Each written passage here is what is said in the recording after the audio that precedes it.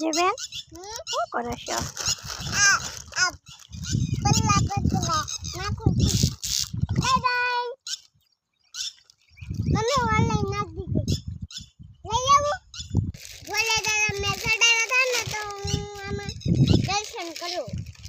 દર્શન કરો છો કે પાણીમાં વિસર્જન કરો છો? બિલીપત્ર